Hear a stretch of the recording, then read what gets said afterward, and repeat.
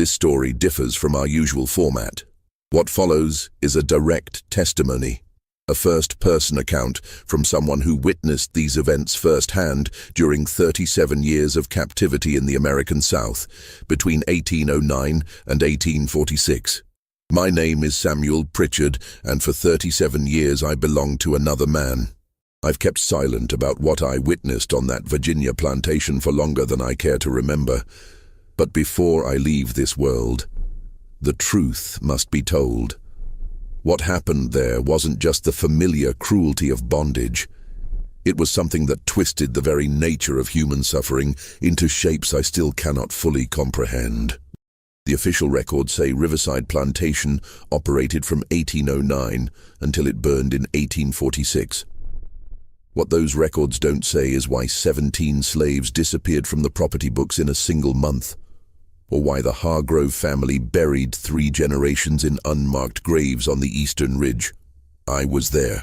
I saw what they did, and I saw what it cost them. Before we continue with my testimony, I need you to understand something.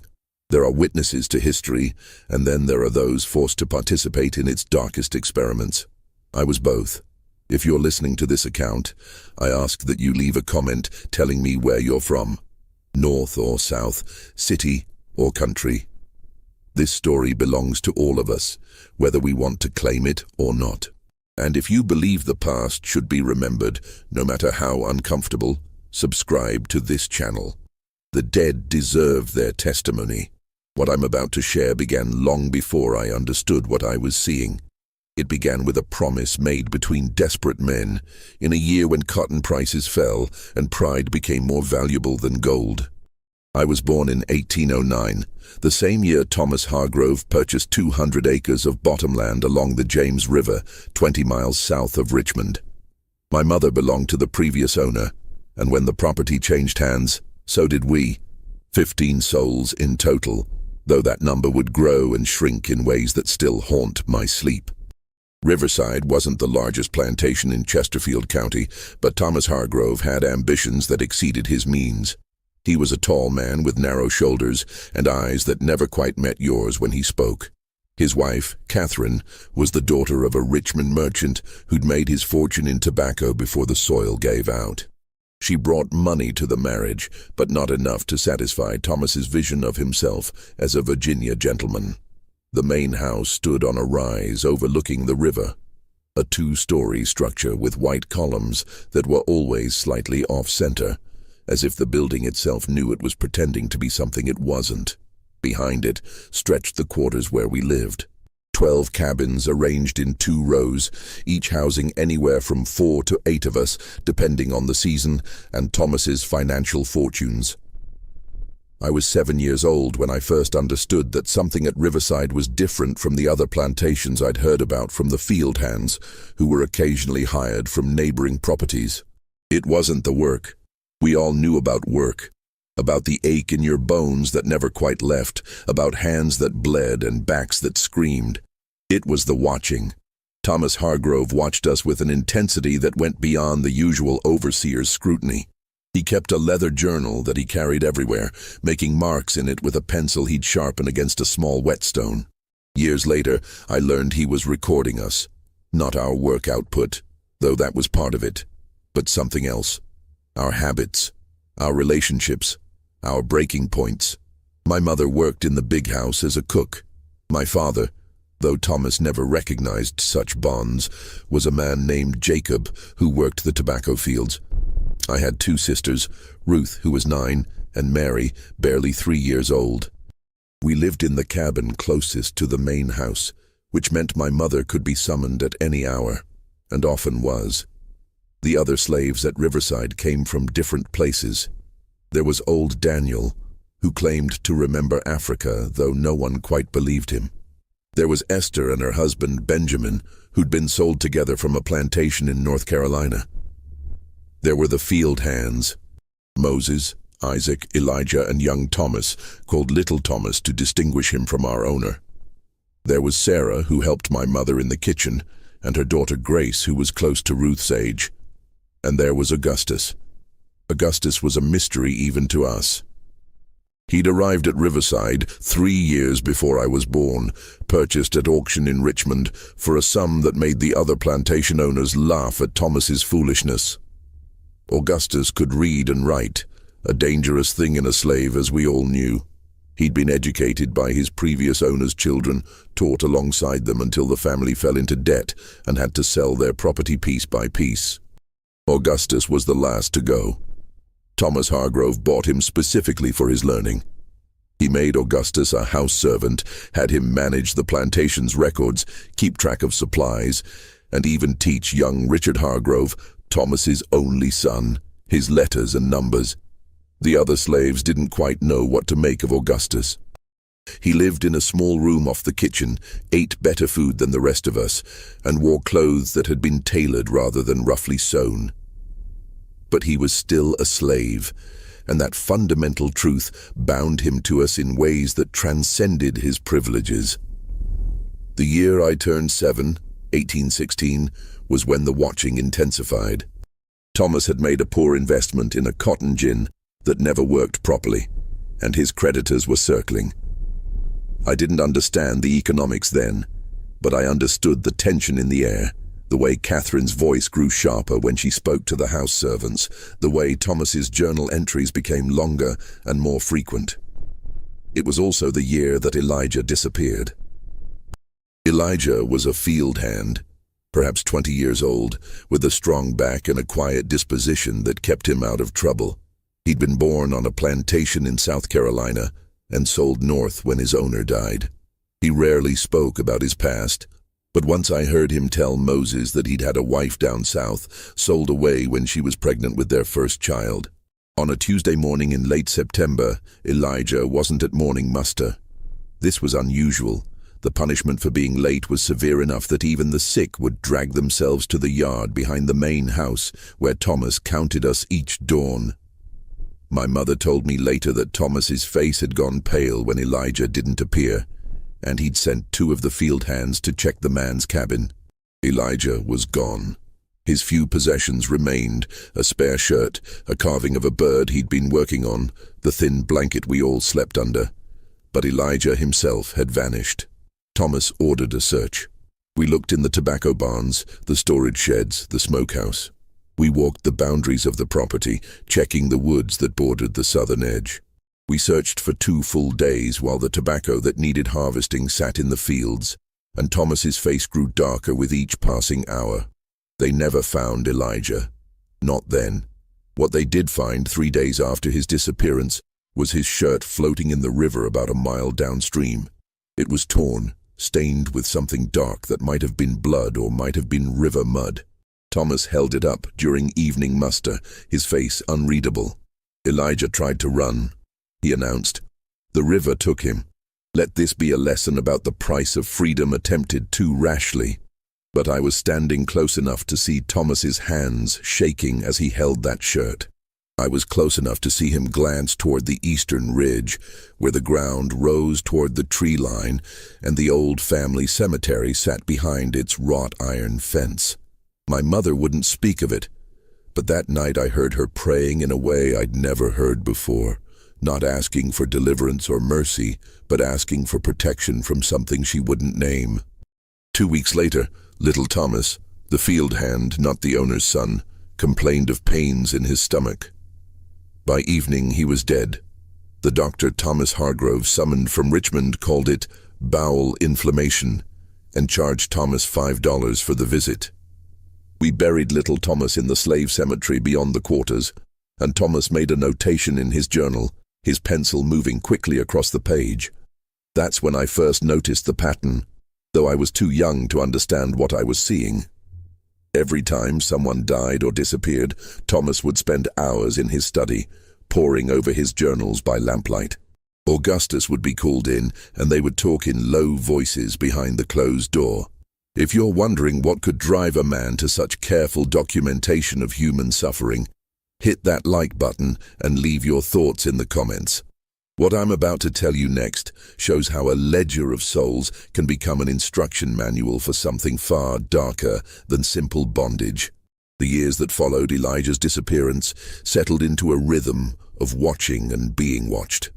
I grew from a child into a young man, and with that growth came a deeper understanding of the machinery of Riverside Plantation. By the time I was 14, I'd been assigned to work alongside Augustus, learning to read and write despite the laws forbidding it. Thomas needed someone who could assist with his increasingly complex record-keeping, and my mother had bargained her own increased hours in the kitchen for my education. Those hours in Thomas's study, copying figures and letters under Augustus's patient instruction, gave me access to something most slaves never saw: the mind of their owner laid bare on paper. Thomas's journals weren't simply plantation records, they were experiments in human durability. He recorded how long a person could work in August heat before collapsing. He documented which family separations caused the most visible grief and which seemed to be endured with resignation. He noted which punishments produced immediate compliance and which bred long-term resentment. He tracked everything: birth rates, death rates, attempted escapes, and what he called optimal ratios of hope to despair. Augustus never spoke directly about what we were reading, but sometimes his hand would pause over a page, and I'd see something flicker across his face. Not quite anger, not quite sorrow, but something that contained elements of both. "He thinks we're mathematics," Augustus told me once, his voice barely a whisper. "He thinks if he can just find the right equation, he can make us profitable and keep us from running. He doesn't understand that we're not numbers. We're testimonies waiting to be given." In 1823, when I was 14, Thomas Hargrove made a trip to Richmond and returned with a man named Dr. Silas Winthrop. Winthrop was thin and severe, with wire-rimmed spectacles and a black medical bag that never left his side. He stayed at Riverside for 3 weeks, examining each slave with an attention that went far beyond checking for obvious illness. He measured our skulls with calipers, he tested our reflexes and our pain responses. He asked questions about our parentage, our health histories, our dreams and fears. And Thomas stood beside him the entire time, making notes, always making notes. "They're trying to prove something," Augustus told me one evening as we filed papers in the study. Thomas and Winthrop were at dinner and we had a rare moment of privacy. "There's a debate happening in the medical societies, whether we're fully human or some intermediate species. Winthrop is gathering evidence. I was young enough that the full implications hadn't settled into my bones yet. Evidence of what? That we don't feel pain the same way they do. That we're built for labor the way horses are built for pulling plows. That ownership isn't just legal, it's natural." Augustus showed me a letter in Thomas's desk, one Winthrop had written after his visit.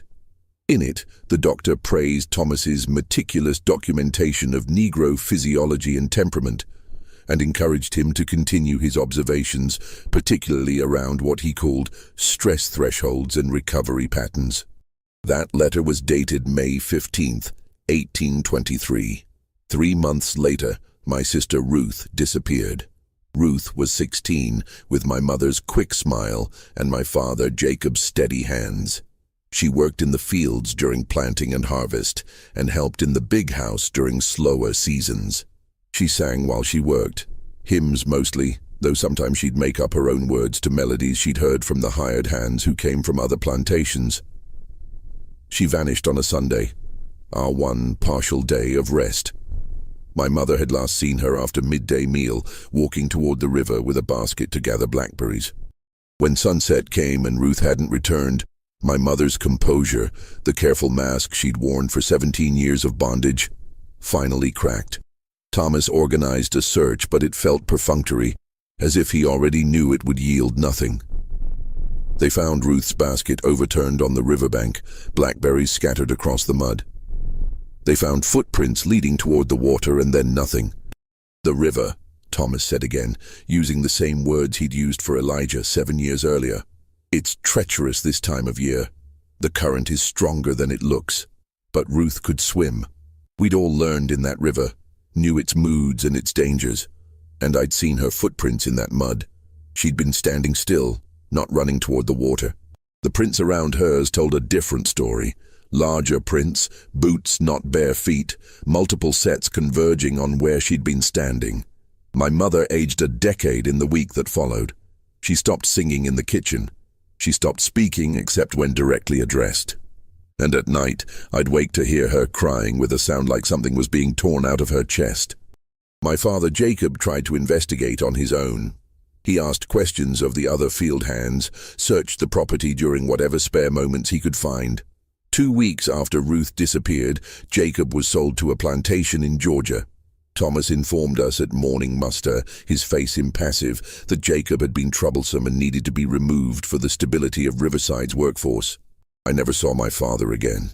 This is what they don't write in the histories, how resistance was punished through erasure, how the act of asking questions could result in permanent separation from everyone you loved. But I'm writing it now, in my own way, speaking it into whatever future might listen. Thomas's journals from that period became even more detailed. He recorded my mother's grief in clinical terms. Subject displays diminished work capacity following family disruption. Recovery timeline, estimated 4 to 6 weeks. Note, emotional attachment to offspring creates operational vulnerability. Augustus let me read those entries. I think he wanted me to understand the full scope of what we were living within. Not just slavery, but slavery observed and documented as if we were specimens in some grand natural history of human suffering. They're building a science of us, Augustus said. Every observation, every measurement, every notation about how we respond to loss. They're creating a manual for how to own human beings more efficiently. The year I turned 17, Catherine Hargrove fell ill. The Richmond doctors couldn't diagnose her ailment. She simply grew weaker, unable to keep food down, her skin taking on a yellowish cast. Thomas spent a fortune on treatments, patent medicines, special diets, even bringing in a physician from Baltimore who specialized in women's disorders. Nothing helped. She died in the spring of 1826, on a morning when apple blossoms were falling like snow across the property. Thomas shut himself in his study for 3 days. When he emerged, he looked like a man who'd made a terrible calculation and decided to proceed with it anyway. Young Richard, who was then 18, took over some of his father's duties. He was a softer version of Thomas. Not kind, exactly, but less obsessed with documentation, more interested in the mechanical aspects of plantation management. He treated us as property to be maintained rather than mysteries to be solved. For a brief period, life at Riverside became almost ordinary. The watching diminished. The journals sat closed on Thomas's desk. We worked, we endured, and the seasons turned in their reliable pattern. But by then, I'd learned that calm at Riverside was always temporary, just the pause between one experiment and the next. The calm lasted almost 2 years. During that time, I continued working with Augustus, managing the plantation's records and learning everything I could from the books in Thomas's library. He never explicitly gave me permission to read them, but he never explicitly forbade it either, and Augustus took that ambiguity as license to educate me. I read about agriculture and animal husbandry, about the history of Virginia, and the principles of what they called scientific plantation management. I read Thomas Jefferson's writing on slavery, his elaborate justifications twisted into philosophical knots. I read treatises on human varieties and racial characteristics, all written by men who'd never spent a day in bondage, but felt qualified to explain our nature to the world. And I read Thomas's journals, every volume I could access. What I discovered was that Riverside wasn't just a plantation. It was a laboratory. Thomas had been corresponding with other plantation owners, sharing his observations and receiving theirs in return. There was a network of them scattered across Virginia, North Carolina, South Carolina, men who saw themselves as pioneers in what they called rational slavery. They believed that by applying scientific principles to human ownership, they could solve the economic inefficiencies that plagued the institution. The letters were full of questions. What ratio of punishment to reward produced optimal work output? How much food was truly necessary to maintain health versus how much was wasted on comfort? What family structures, if any, should be preserved or encouraged? How could the inherent human desire for freedom be systematically crushed or redirected? They discussed these questions the way naturalists discuss bird migrations or crop rotations, with clinical detachment, as if the subjects under examination weren't human beings who felt pain and love and hope. One letter in particular, from a planter named Harrison in South Carolina, described what he called strategic disappearances. He discovered that the occasional unexplained absence from the slave population created a useful level of fear, not panic, which was counterproductive, but a steady background anxiety that discouraged organized resistance or escape attempts. Let them wonder, Harrison wrote. Let them create their own explanations. The uncertainty is more effective than any punishment. Thomas had underlined that passage 3 times. In 1828, when I was 19, Augustus called me into the study late one evening. Thomas and Richard were in Richmond, settling some business with Thomas's creditors. We had the house to ourselves. "You need to know where she is," Augustus said without preamble. I knew immediately he meant Ruth. "Tell me." Augustus took a key from his pocket, a key I'd never seen before, and led me from the main house toward the eastern ridge. We walked in darkness, the moon hidden behind clouds, until we reached the family cemetery, where generations of Hargroves lay behind that wrought iron fence. But we didn't stop at the fence. Augustus led me past it, into the woods beyond, to a small clearing I'd never noticed before. In the center of the clearing was a depression in the ground, roughly 6 feet long and 3 feet wide, marked at one end by a plain river stone. "There are 14 of them," Augustus said quietly. 14 stones, 14 people who didn't die of disease or accident, but were disappeared when Thomas needed to demonstrate the cost of resistance or independence, or simply existing in a way that threatened his experiments. I felt my legs weaken. Ruth? The 6th stone from the north. She'd been asking questions about the journals, talking to some of the other field hands about what they recorded. Thomas couldn't risk her sharing what she knew. "You've known this whole time?" My voice came out strangled. "Why didn't you tell someone?" Augustus turned to me, and in the darkness I could barely make out his expression. "Tell who? The county sheriff who dines at Thomas's table? The Richmond authorities who depend on plantation owners for their tax base? The other slaves who have no legal standing to testify against a white man? I've been documenting it, Samuel. Everything. Every disappearance, every death, every experiment. I'm creating a counterledger to his journals. Testimony for some future court that might actually listen." He pulled a wrapped bundle from inside his coat, papers covered in his careful handwriting. "But I needed someone younger to carry this forward. I'm 48 years old, Samuel. I've already lived longer than most of us do. You're going to outlive this place, and when you do, you're going to tell this story." Ooh. Just when I thought I understood the full scope of the horror at Riverside, Augustus's revelations opened a new depth of darkness. "If this testimony is affecting you, share it with someone who needs to understand what history contains. Hit that like button if you believe these stories deserve to be told, and subscribe to make sure you hear how this account concludes." Now let me tell you what happened when Thomas returned from Richmond and discovered that Augustus had shown me the clearing. Thomas knew. I never discovered how, whether he'd set some trap we'd sprung, or whether one of the house servants had seen us and reported back. But 3 days after Augustus showed me the graves, Thomas called us both into his study. He sat behind his desk, Richard standing beside him, and between them on the polished wood surface lay Augustus's hidden papers, the counterledger, every careful notation, every documented death, every piece of evidence against Thomas Hargrove's experiments in human suffering. "Augustus," Thomas said, his voice perfectly calm, "you've been keeping unauthorized records." Augustus stood perfectly still beside me. "Yes, sir." "Do you understand that literacy in a slave is illegal in Virginia? That maintaining such records constitutes incitement to rebellion?" "Yes, sir." Thomas picked up one of the pages, studied it with apparent interest. "Remarkably detailed work. You've documented every death on this property for the past 20 years. You've included the circumstances, your observations about cause, even speculation about intent." He set the page down carefully. You've essentially written a criminal indictment of me. I've written the truth, sir. The silence that followed seemed to stretch for hours. I stood frozen, waiting for violence, for rage, for whatever punishment Thomas deemed appropriate for such profound betrayal. Instead, Thomas smiled. "The truth," he repeated. "Yes, I suppose you have. And do you know what's remarkable, Augustus? It changes nothing.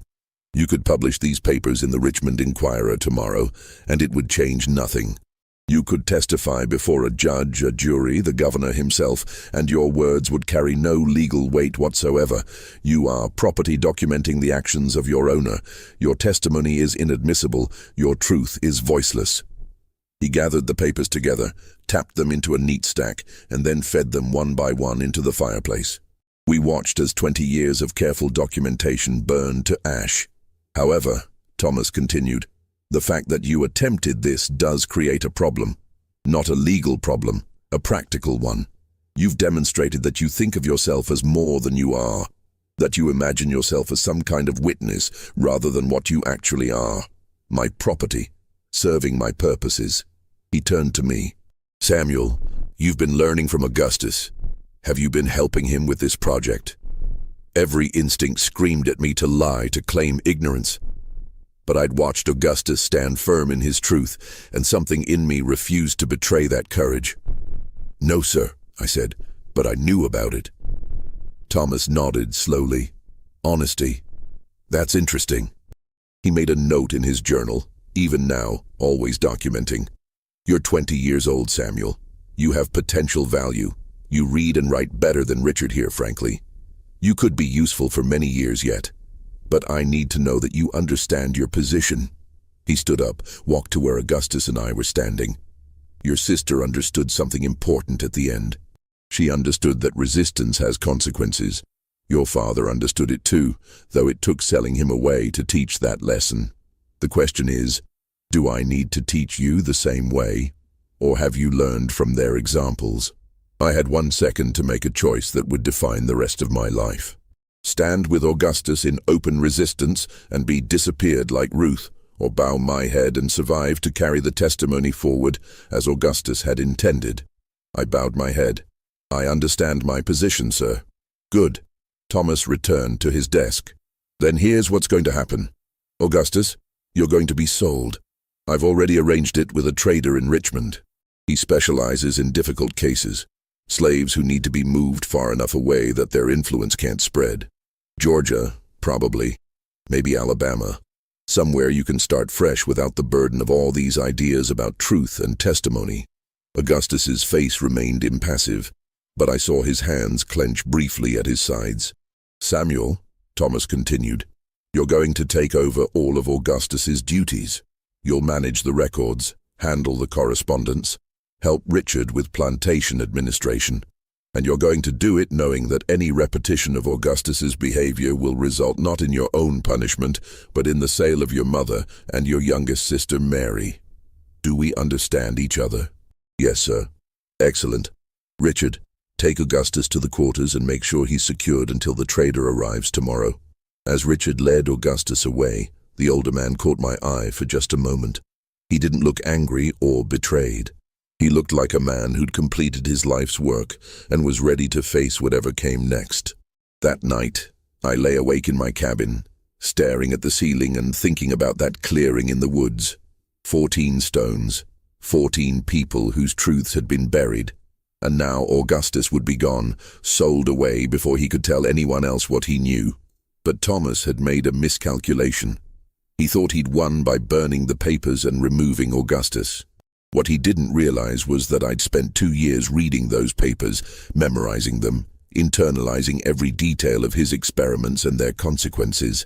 The ledger wasn't gone. It was just transferred to a different kind of storage, one that couldn't be burned or sold away. The trader came at dawn. His name was Craddock, a thick-shouldered man with a beard stained yellow from tobacco and hands that looked comfortable with violence. He shackled Augustus and loaded him into a wagon, along with 2 other slaves he'd purchased from a neighboring plantation. As the wagon pulled away, Augustus looked back at Riverside one final time. Our eyes met across the distance, and I saw him nod once, a gesture that said everything he couldn't speak aloud. Remember, document, testify. I never saw Augustus again. But 31 years later, when I finally gained my freedom, the first thing I did was try to find out what happened to him. I traced him through bills of sale and plantation records, through the whispered networks of people who tracked lost family members. He'd been sold to a cotton plantation in Alabama, where he lived another 8 years before dying of what the records called consumption. But before he died, he'd taught 6 other slaves to read and write, and one of them taught 6 more. And those silent testimonies, passed hand to hand in darkness, became part of the great ledger of crimes that would eventually be called to account. But that's later in the story. In 1828, I was 20 years old, and I had just agreed to serve the man who'd murdered my sister and driven my father away. The years following Augustus's departure were the longest of my captivity. I was trapped in a position of relative privilege, working in the main house, managing records, eating better food than the field hands, while knowing the full scope of what that privilege cost. Every number I entered in Thomas's ledgers represented human suffering quantified. Every letter I copied for his correspondence with other plantation owners spread his philosophy of systematic dehumanization. I became what Augustus had been, a witness with access but no voice, documentation without the power to accuse. The difference was that I now understood the full architecture of what Thomas had built. This wasn't just a plantation. It was a prototype, a model that other owners were studying and attempting to replicate across Virginia and the deeper South. Thomas's correspondence increased during this period. Letters arrived weekly from plantation owners in North Carolina, South Carolina, Georgia, even as far as Mississippi. They asked detailed questions. How did Thomas maintain discipline without excessive physical punishment that might reduce work capacity? What ratio of family units to single workers produced optimal stability?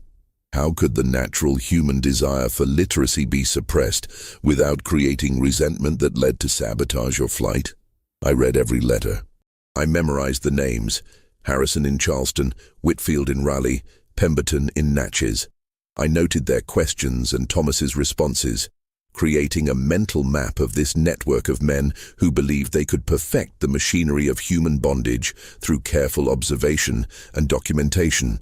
By 1833, when I was 24, Thomas had begun hosting what he called agricultural symposiums at Riverside.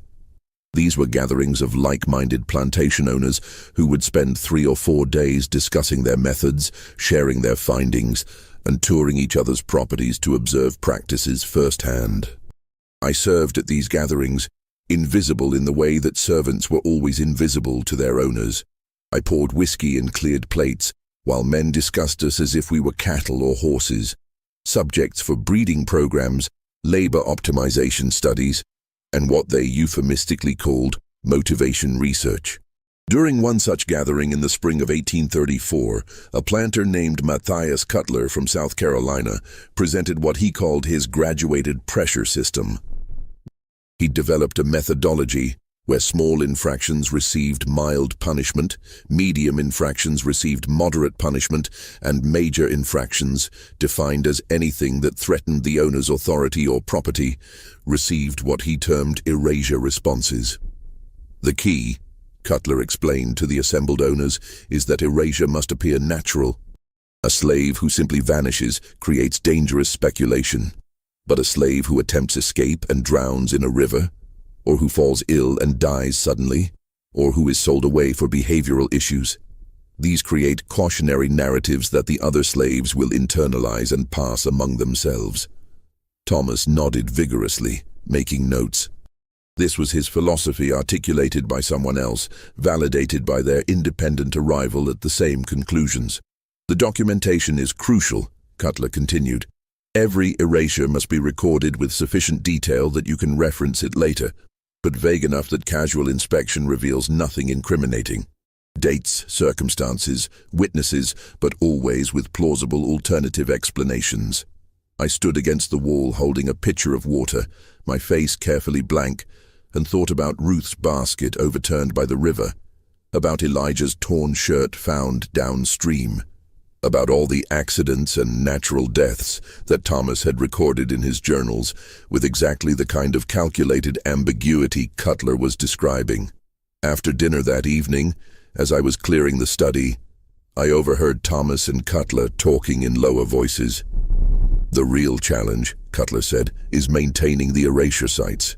Family members will search, field hands will speculate.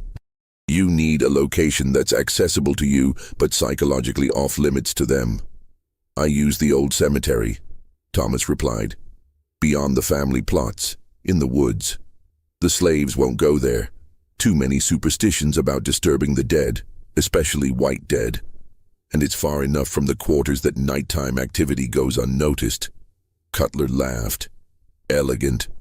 I use a ravine on the southern boundary of my property. Steep sides, heavy vegetation. Tell them it's dangerous, that slaves have fallen and been injured, and they avoid it naturally." I nearly dropped the glass I was holding. These men were comparing notes on where to hide bodies the way other men might compare notes on where to store farm equipment. That night, I couldn't sleep. I kept thinking about those 14 stones in the clearing, about how Thomas had systematized even murder, turned it into a methodology that could be taught and shared. And I thought about all the other plantations, all the other clearings and ravines and hidden places where testimony was being buried. The next morning, I made a decision that would shape the remaining years of my bondage. I would document everything, not in writing that could be discovered and destroyed, but in memory so detailed and organized that it could be reproduced years later if I survived to freedom. I started with the names and dates I already knew from Augustus's work. Then I added every piece of information I encountered. Attendees at Thomas's symposiums, details from letters, conversations overheard while serving meals. I organized it all into mental categories: people, places, methods, justifications, evidence. It became a kind of meditation, this mental cataloging. At night, I would lie awake reviewing what I'd learned, testing my recall, ensuring that nothing was forgotten. During the day, I would add new observations, cross-reference information, build connections between different pieces of the puzzle. I was creating testimony that existed only in my mind, but that was more complete and damning than any physical document could be. By 1835, Richard had married Margaret, and the character of Riverside began to shift. Margaret brought Charleston sophistication to the plantation. Parties and social gatherings that had nothing to do with Thomas's experiments, but everything to do with maintaining their status among Virginia's planter class. These gatherings created new opportunities for observation. Wealthy guests would bring their own house servants, and in the kitchen and quarters we would exchange information. I learned about conditions on other plantations, about owners who were cruel or lenient, about places where slaves had successfully escaped and places where attempted flight meant certain death. One woman, a lady's maid named Celia from a Richmond household, told me about a network of free black people in the city who helped fugitive slaves reach the North. She didn't have details. That information was too dangerous to share casually, but she confirmed that paths to freedom existed for those brave or desperate enough to attempt them. I thought about running. I was young, educated, and had skills that could help me pass as free if I made it to Pennsylvania or New York. But I kept thinking about Augustus's words. "You're going to outlive this place, and when you do, you're going to tell this story." Running meant saving myself. Staying meant preserving the testimony that could someday be used to demonstrate the full scope of what slavery had been. Not just the familiar cruelties that everyone knew about, but the calculated, systematic, scientifically justified dehumanization that men like Thomas Hargrove had perfected. So I stayed.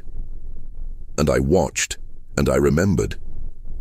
In the summer of 1837, something happened that crystallized everything I'd been observing into sharp, terrible focus. A new field hand arrived at Riverside, purchased at auction in Richmond. His name was Isaiah, and he was perhaps 19 years old, strong and healthy, exactly the kind of worker Thomas preferred. But Isaiah had one characteristic that immediately caught Thomas's attention. He could read. His previous owner had been an elderly widow who'd allowed her house servants to become literate, ignoring Virginia's laws against slave education. When she died and her estate was liquidated, Isaiah was sold with this dangerous skill noted in the auction catalog. Thomas bought him specifically because of this literacy, seeing an opportunity for what he called a degradation study. He wanted to document how quickly an educated slave could be reduced to the mental state of an uneducated one through systematic deprivation and humiliation. I was ordered to teach Isaiah his duties in the tobacco fields, and during those first few days we had brief opportunities to talk. "He's going to try to break you," I warned Isaiah. "Not through physical punishment, that's too crude for him. He's going to try to make you forget that you can read, forget that you're anything more than what he says you are." Isaiah looked at me with eyes that still held hope. "Let him try. I know who I am. No man can take that from me." I wanted to tell him about the clearing in the woods, about the 14 stones, about what happened to people who held on to themselves too fiercely at Riverside. But I didn't. Maybe I was a coward. Maybe I thought he needed that hope to survive what was coming. Maybe I just couldn't bear to be the one who crushed it. Thomas began his experiment immediately. He gave Isaiah tasks that required no thinking, digging holes and filling them in, moving rocks from one pile to another, and then back again, work that was deliberately meaningless and exhausting. He timed how long it took before Isaiah began to show signs of what Thomas called mental deterioration: depression, confusion, loss of initiative. I had to record all of it in the journals. Isaiah's responses, his attempts to maintain dignity, the slow erosion of his spirit under the weight of calculated absurdity. Thomas observed him like a naturalist observing an animal in captivity, noting every change in behavior or expression. After 3 months, Isaiah tried to escape. He made it almost 15 miles before the dogs found him. They brought him back torn and bleeding, and Thomas had him whipped. Not excessively, just enough to serve as an example to the other field hands. But the real punishment came afterward. Thomas informed Isaiah that he was being moved to the main house as a servant, ostensibly a reward for surviving his punishment. But I knew what Thomas was really doing. He was placing Isaiah where he could be observed more closely, where his continued existence would serve as a living demonstration of what happened to slaves who tried to escape their assigned roles. Isaiah became a ghost in his own skin. He performed his duties with mechanical precision, speaking only when spoken to, his eyes fixed on nothing. The young man who'd insisted that no one could take away his sense of self had been systematically dismantled and rebuilt as exactly what Thomas wanted: an obedient, thoughtless piece of property. One evening, as I was filing papers in the study, Thomas looked up from his journal and spoke to me directly. "Do you understand what you're seeing with Isaiah, Samuel?" I kept my voice neutral. "No, sir. I'm documenting the transformation of consciousness under controlled conditions. Isaiah arrived here with an inflated sense of his own capabilities. Literacy gave him the illusion of equality. I've stripped away that illusion and returned him to his natural state. It's not cruelty, it's correction." He gestured at his journals. "All of this, everything I've done here for 30 years, has been in service of demonstrating that slavery isn't a moral wrong, it's a social necessity. Your people aren't capable of self-governance. You need structure, guidance, control, and the evidence is right here, documented and reproducible." I looked at this man who'd owned me for 28 years, who'd murdered my sister, who'd sold my father, who'd spent decades turning human suffering into data points for his philosophical justifications. And I saw, finally, not a monster, but something more pathetic. A man who needed so desperately to believe in his own righteousness that he'd constructed an entire intellectual edifice to avoid facing the simple truth that what he did for profit, he justified with science. "Yes, sir," I said, because that was the only safe response. But I thought, you can write all the justifications you want. You can document and measure and theorize. But testimony will outlast your theories. The truth will outlast your lies. That night I added Isaiah's story to my mental catalogue, another piece of evidence in the case I was building against Thomas Hargrove and everyone like him. By 1840, Thomas's health had begun to decline. He was 61 years old, and decades of managing a plantation had worn him down. His hands shook when he wrote, and sometimes I'd find him in the study staring at his journals with an expression I couldn't quite read.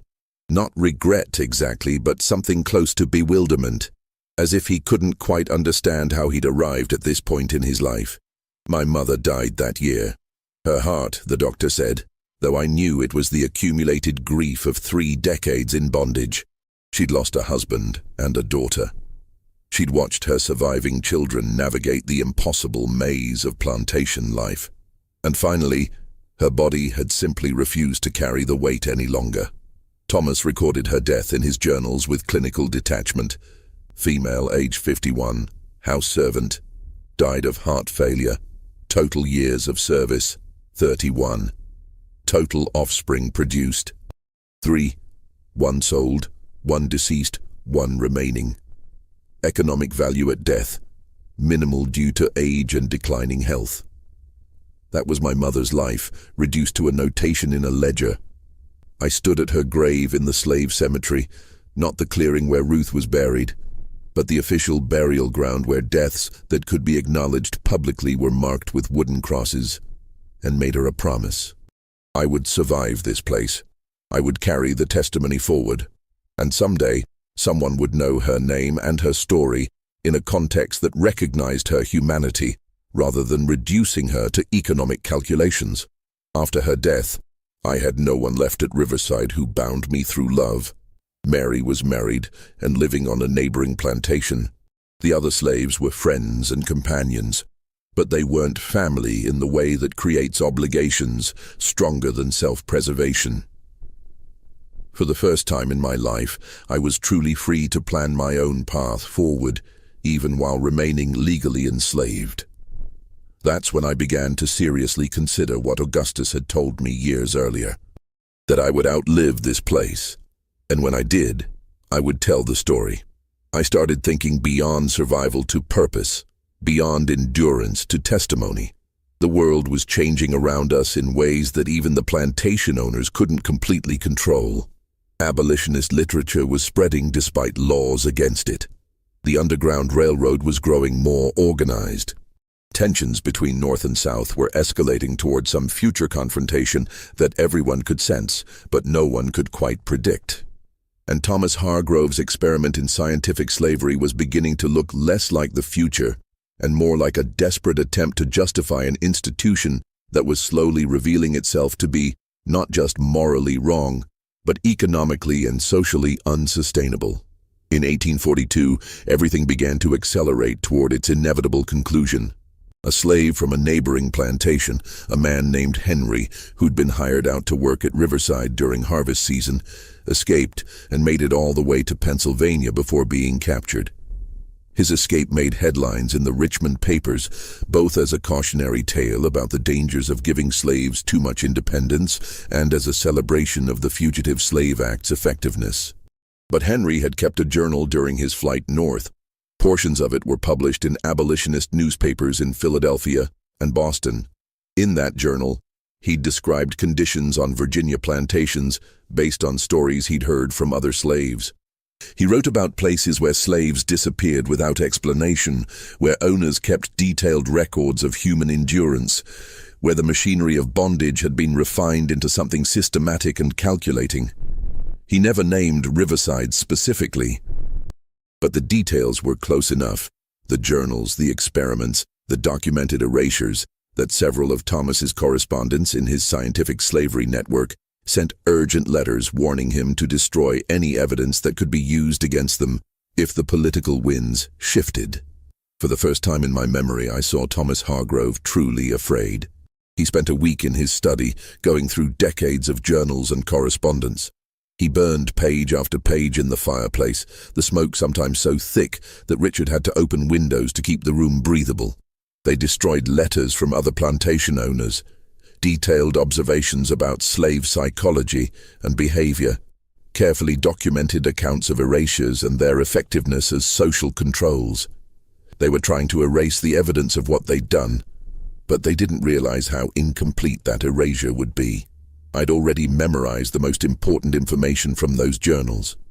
I'd hidden certain key letters, the ones that most explicitly described the network of owners experimenting with systematic dehumanization, in a space beneath a floorboard in the quarters, and several of the field hands had been keeping oral histories, passing stories from person to person so that even if every physical record burned, the testimony would survive in memory.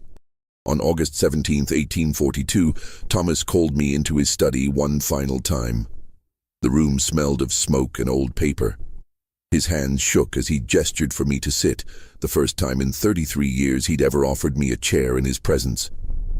"Samuel," he said, his voice rough with age and something that might have been shame, "I'm going to tell you something I've never told anyone else. I'm dying. The doctor in Richmond confirmed it last month. Something in my lungs, probably from all this smoke." He laughed bitterly. "Appropriate, I suppose. Killed by my own attempt to hide the evidence." I waited, saying nothing. "I brought you here because you're the only person left who understands what I tried to do at Riverside. Augustus is gone. Richard thinks I was simply an efficient plantation manager. But you know the truth. You've read the journals. You've copied the letters. You know about the experiments, the documentation, the whole philosophical framework I built to justify it all." He pulled out a journal I hadn't seen before, newer than the others, with his cramped handwriting filling every page. "This is my final confession, I suppose. I'm not asking for forgiveness, I don't deserve it, and you have no obligation to give it. But I need someone to understand what I learned after 33 years of trying to perfect the science of owning human beings." He pushed the journal across the desk toward me. The fundamental question I was trying to answer was this: how do you maintain an institution that you know in your deepest soul is morally indefensible? How do you own people when you've read Locke and Jefferson and understand that all men are created equal? How do you participate in systematic dehumanization when your own Christianity teaches that every soul has value? Thomas leaned back in his chair, looking impossibly old. The answer I found was that you make it a science. You convince yourself that you're not just exercising power arbitrarily, but gathering knowledge. You tell yourself that your observations have value, that someone someday will use your documentation to create a more humane system. You construct elaborate intellectual justifications for treating human beings as experimental subjects. You lied to yourself so thoroughly and so consistently that you almost believe it. "And the people you killed?" I asked, abandoning the pretense of deference that had protected me for so long. "Ruth? Elijah?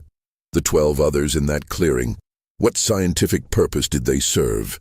Thomas met my eyes, and I saw something I'd never seen before. Acknowledgement. They served the purpose of maintaining the lie.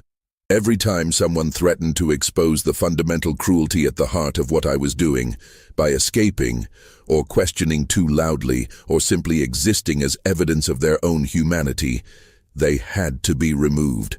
Each erasure was documented, their circumstances recorded, their deaths analyzed for what they revealed about human psychology under extreme duress.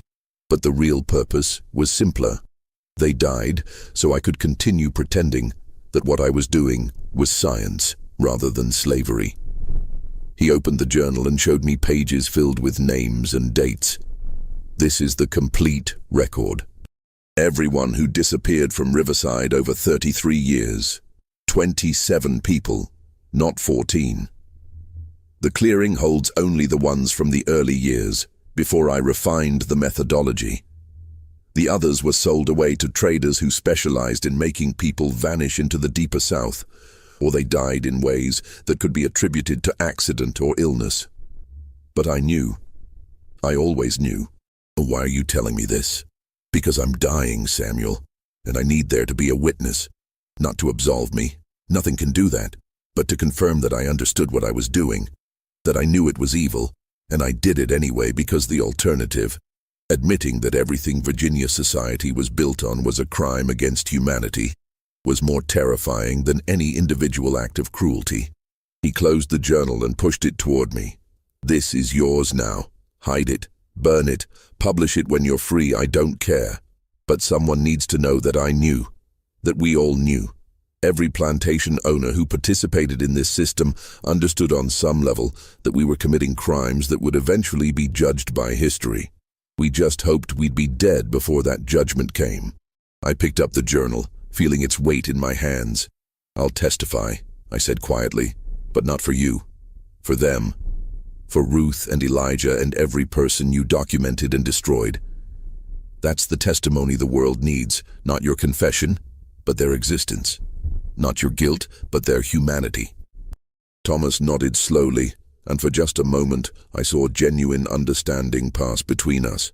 Not forgiveness, never forgiveness, but mutual recognition of what we'd both been part of, him as architect and me as witness.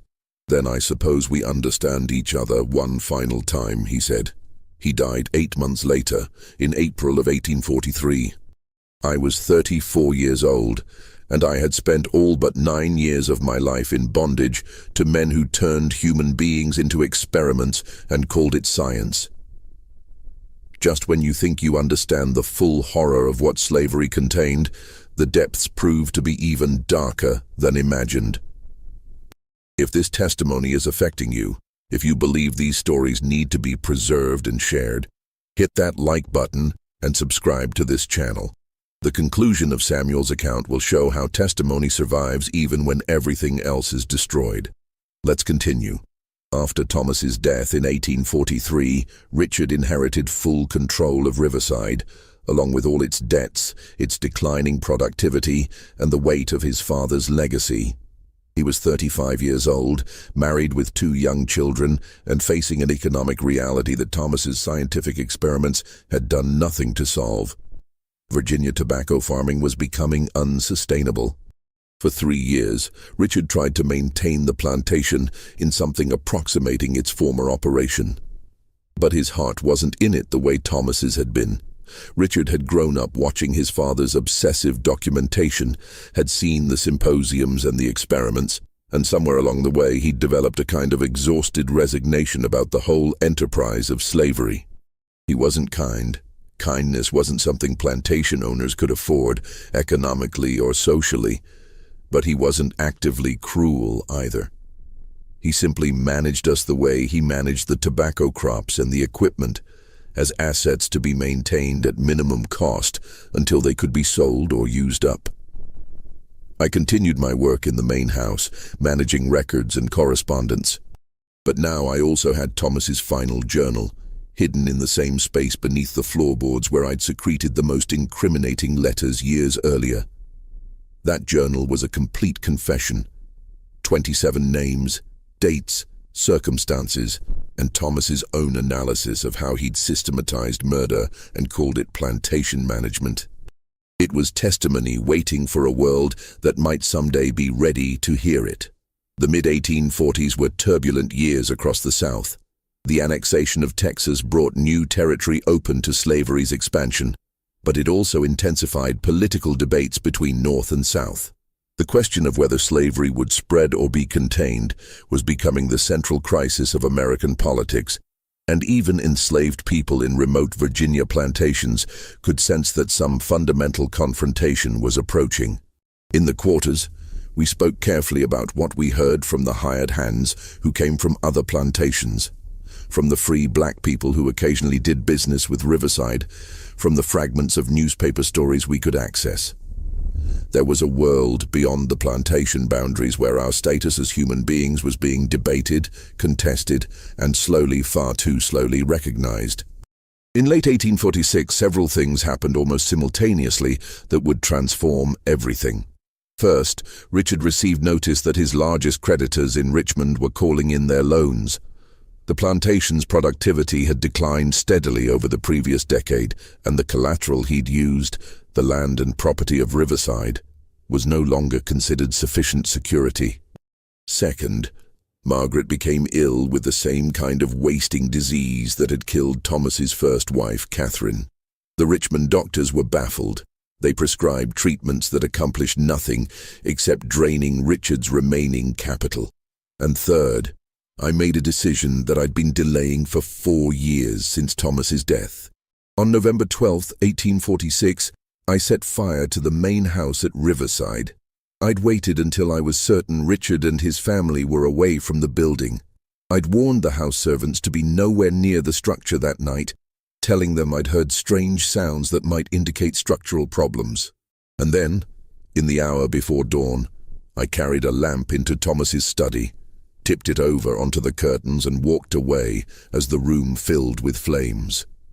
The official story, which Richard told the insurance investigators and the county sheriff, was that a lamp had been accidentally knocked over during the night.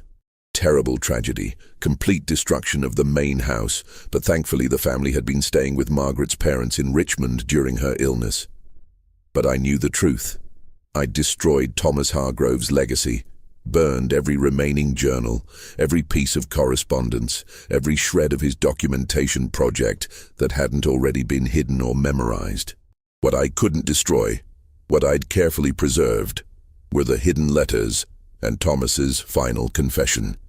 Those I'd wrapped in oilcloth and buried in 3 separate locations on the property, marked with stones that looked like any other river rock, but that I would recognize years later if I survived to retrieve them.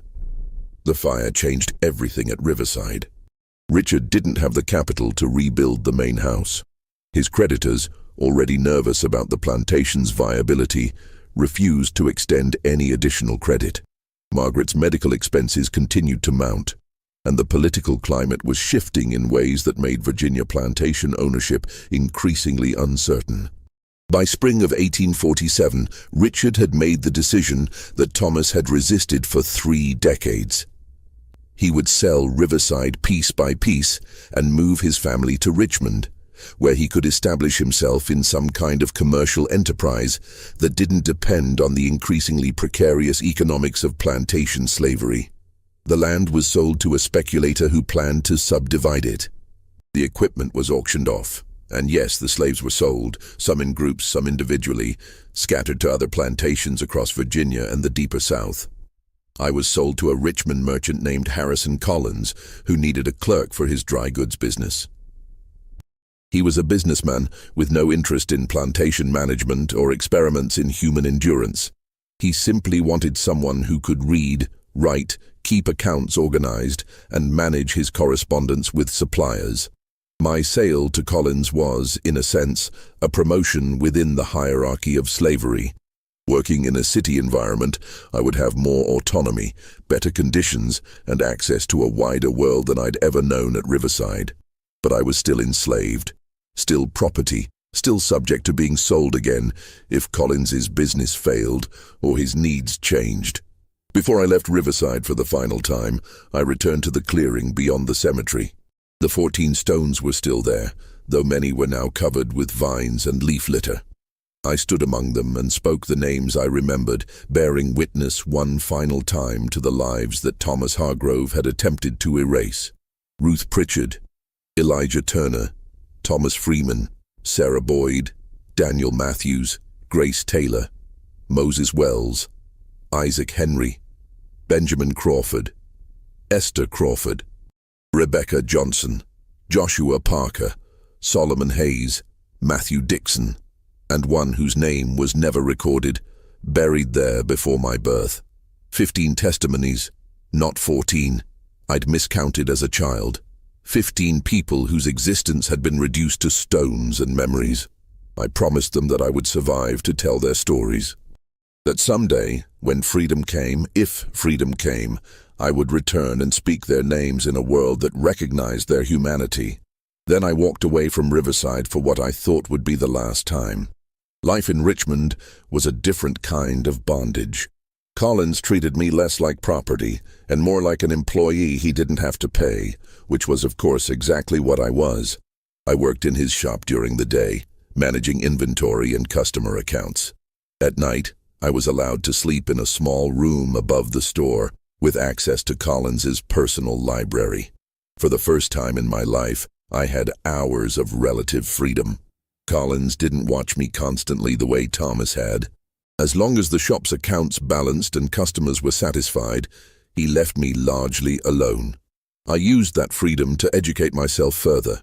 I read everything I could access about the abolitionist movement, about the political debates over slavery's expansion, about the legal theories and constitutional arguments being made on both sides. I read Frederick Douglass's narrative when I found a hidden copy in a shipment of used books.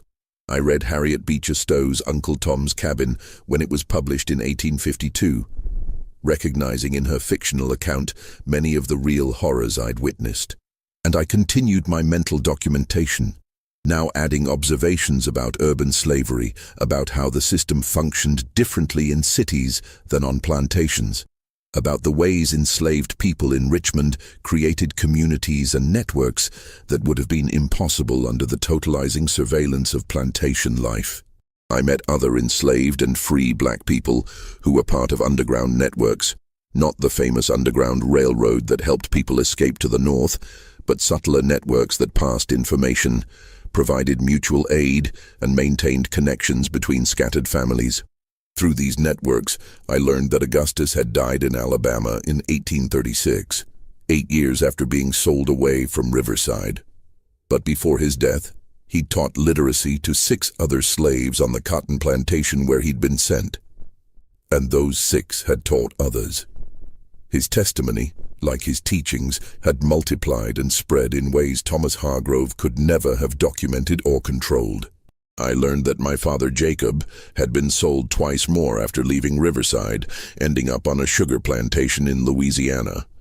He died there in 1841, 11 years after I'd last seen him.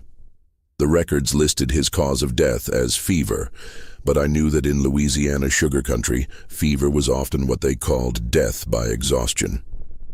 I learned that my sister Mary and her husband Daniel had attempted to escape from the neighboring plantation where they'd been married. They'd been caught, and Daniel had been sold to a plantation in Mississippi as punishment. Mary had been kept in Virginia, but moved to a harsher situation as an example to other slaves. She died in 1849, the circumstances unclear in the fragmentary information I received. By 1850, I was 41 years old, and I'd been enslaved for 32 of those years, 28 at Riverside, 5 in Richmond. Everyone I'd been connected to by blood was dead, but I'd survived, and I'd maintained the testimony that Augustus had charged me to preserve. The 1850s were a decade of accelerating crisis. The Compromise of 1850 attempted to balance free and slave states, but only intensified the conflicts. The Kansas-Nebraska Act of 1854 led to violence in the territories. The Dred Scott decision of 1857 declared that black people had no rights that white people were bound to respect. And through it all, I worked in Harrison Collins's shop, watched the political situation deteriorate, and waited for the confrontation that everyone knew was coming. When John Brown raided Harper's Ferry in 1859, the reaction in Richmond was panic and rage. White Virginians saw in Brown's attempt to spark a slave rebellion confirmation of their worst fears, that the North wanted to destroy Southern society through violence, that abolitionists would arm slaves and encourage massacre. The reality was that most enslaved people weren't waiting for white abolitionists to save us. We were navigating our own paths to survival and, when possible, freedom. But Brown's raid accelerated the march toward war in ways that would eventually reshape everything. In 1860, Abraham Lincoln was elected president, and 7 Southern states seceded before he even took office. Virginia initially resisted secession, but after Fort Sumter and Lincoln's call for troops, the state voted to leave the Union in April 1861. Richmond became the capital of the Confederacy, and the city transformed into a military center. Soldiers filled the streets, government offices took over buildings, and enslaved people like me found ourselves in a strange liminal space, still legally property, but living in a city that was increasingly chaotic and under threat of invasion. Collins became a supplier for Confederate forces, and his business initially thrived on military contracts. But as the war progressed and the Union blockade tightened, shortages became severe. By 1863, Richmond was under siege conditions, food was scarce, and Collins' business was failing. He became desperate and erratic, drinking heavily and making poor business decisions. In early 1865, as Union forces closed in on Richmond, he simply fled the city, joining the stream of Confederate officials and wealthy civilians who evacuated before the federal occupation. He left everything behind: his shop, his inventory, his property, including me. For several days, I simply continued working in the shop, managing what little remained of the inventory, as if Collins would return at any moment. But the Confederate government was collapsing, Union troops were approaching, and the entire social order that had defined my life for 56 years was disintegrating around me. On April 3, 1865, Union forces entered Richmond. I stood in the doorway of Collins's shop and watched blue-coated soldiers march through streets filled with smoke from fires set by retreating Confederates. I watched enslaved people emerge from houses and workplaces, some celebrating, some frightened, all uncertain about what came next. Freedom came not as a dramatic moment of liberation, but as a quiet realization that no one was coming to claim me anymore. The legal framework that had defined me as property had collapsed. I was, for the first time in my life, recognized by the government as a human being with agency and rights. I was 56 years old. I'd spent all but 9 years of my life in bondage. But I'd survived. And I'd maintained the testimony. What do you do with freedom when it finally arrives after decades of waiting? For some people, freedom meant moving immediately. Going north, searching for family members sold away years earlier, starting completely new lives in places that had never known them as slaves. For me, freedom meant testimony. It meant returning to Riverside and retrieving what I'd hidden. It meant speaking the names of the dead into whatever future might listen. In the summer of 1865, 3 months after the Confederate surrender, I made my way back to what had been Riverside Plantation. The journey took 3 days on foot. Richmond was still occupied by Union forces, and the countryside was devastated. Burned buildings, abandoned fields, former slaves and former slave owners trying to figure out how to navigate a world turned upside down. The property that had been Riverside had changed hands twice during the war. The main house was still a burned-out ruin. No one had rebuilt it. The quarters where we'd lived were abandoned, though some of the structures still stood. The fields were overgrown, the tobacco barns collapsing. I went first to the clearing beyond the cemetery. The 15 stones were still there, though even more overgrown than before. I knelt beside each one and spoke the names again, this time as a free man bearing witness. Then I went to the 3 locations where I'd buried Thomas's final confession and the most incriminating letters. 2 of the caches were still there, the oilcloth intact, the documents readable despite 4 years underground. The 3rd had been disturbed, probably by an animal or by erosion, and the papers inside were too damaged to salvage. But I had enough. I had Thomas's confession. I had letters from plantation owners discussing their experiments in systematic dehumanization. I had my own testimony, carried in memory for decades. I brought everything to the Freedmen's Bureau in Richmond, the federal agency established to help former slaves navigate their new freedom. I told my story to a young officer from Massachusetts named Lieutenant James Whitfield, no relation to the North Carolina planter who'd corresponded with Thomas years earlier. Whitfield listened to my account with growing amazement. He examined the documents, made careful notes, asked detailed questions. He was particularly interested in the network of plantation owners who'd been experimenting with what Thomas had called scientific slavery. "This is evidence of conspiracy," Whitfield said, looking through the letters. "Multiple owners coordinating their methods, sharing information, essentially creating a systematic approach to human rights violations. Can they be prosecuted?" I asked. Whitfield hesitated. "It's complicated. Many of them are dead. Others are protected by amnesty agreements. And frankly, the legal system is overwhelmed with more immediate concerns, reuniting families, establishing labor contracts, dealing with violence against freed people." He saw my expression and added quickly, "But this needs to be preserved. This is historical evidence that shouldn't be lost. I'll make sure it's included in the Bureau's records, and you should give testimony formally, create a written account that can be preserved." Over the next several weeks, I worked with Whitfield to create a formal written testimony. I told him everything: the 37 years of my captivity, Thomas's experiments, the disappearances, Augustus's counter-ledger, the symposiums where plantation owners compared methodologies, the network of men who'd tried to make slavery into a science. Whitfield recorded it all in careful handwriting, occasionally stopping to ask clarifying questions or to verify details against the documents I'd provided. When we were finished, the testimony was 43 pages long, the longest single account in the Richmond Freedmen's Bureau files. "What happens to this now?" I asked. "It gets filed with all the other testimonies we're gathering," Whitfield said. "Thousands of accounts from across the South about what slavery was really like. Someday, historians will use these records to understand this period. Your testimony will be part of that understanding. It wasn't justice exactly. The men who'd participated in Thomas's network were mostly dead or beyond reach of prosecution.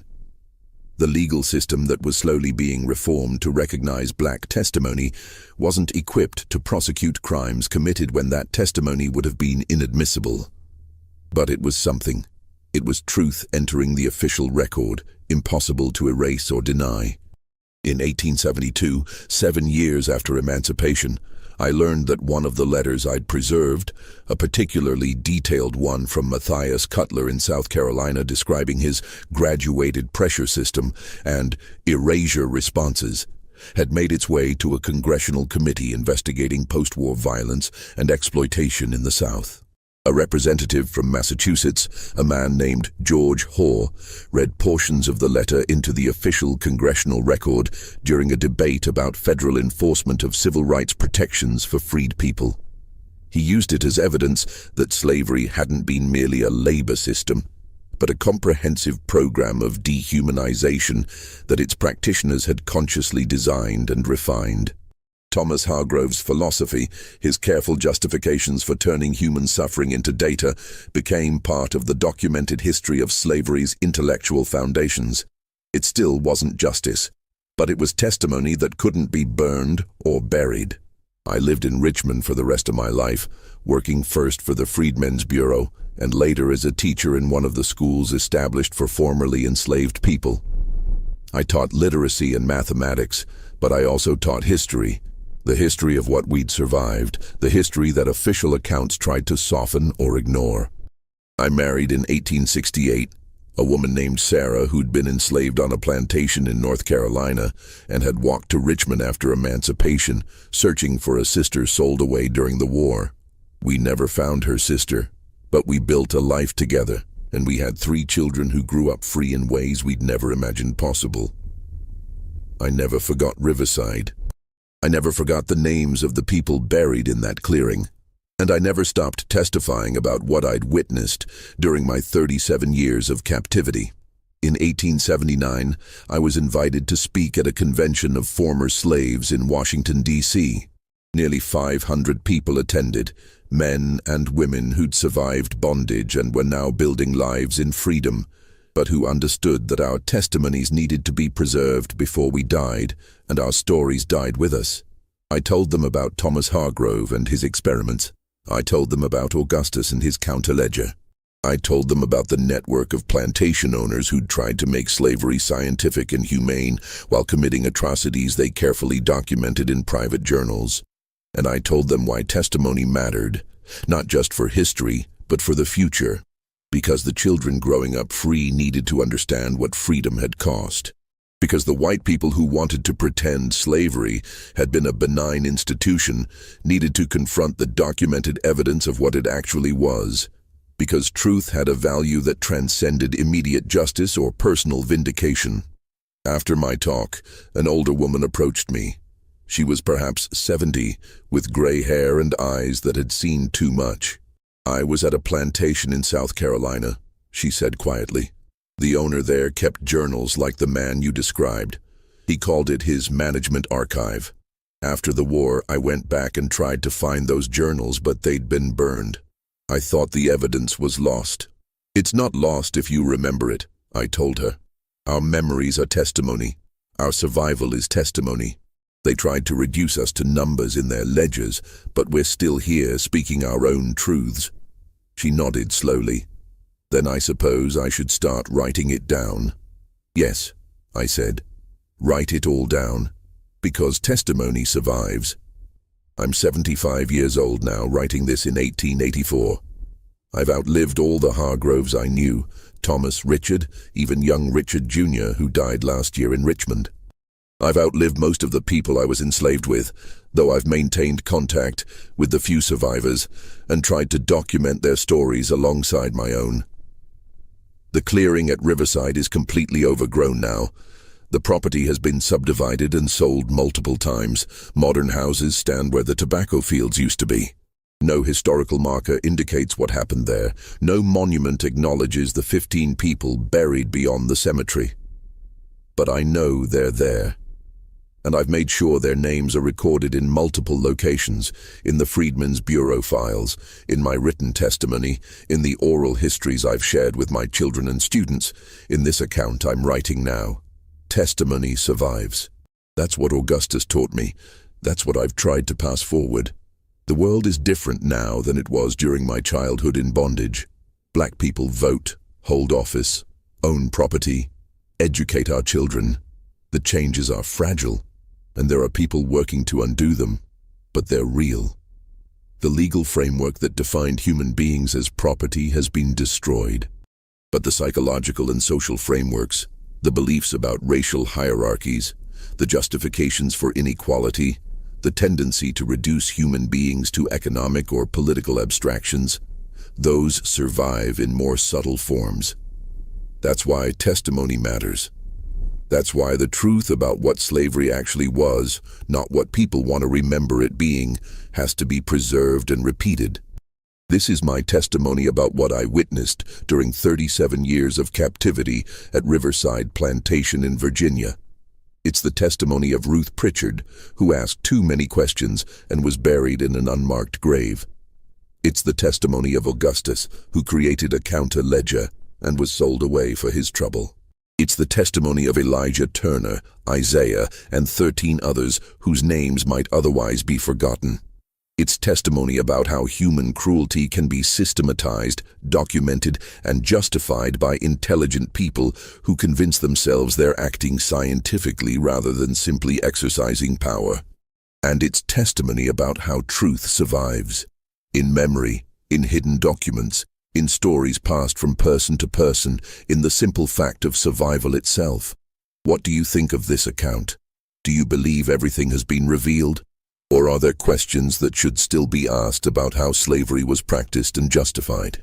Leave your comment below with your thoughts about Samuel's testimony and what it reveals about history's hidden crimes. If you want more stories that have been buried or forgotten, histories that challenge comfortable narratives and force us to confront uncomfortable truths, subscribe to this channel and hit the notification bell. These stories must be told, even when they're difficult to hear. Especially when they're difficult to hear. Share this video with someone who believes that understanding history, no matter how painful, is essential to building a better future. Leave a comment sharing where you're from and what this testimony means to you. This is Samuel Pritchard's testimony, given in his own words, about 37 years of captivity and what he witnessed during that time. May it serve as one small piece of the great ledger that history is still compiling, a ledger that recognizes the humanity of those who suffered, the crimes of those who profited, and the importance of testimony that refuses to be silenced.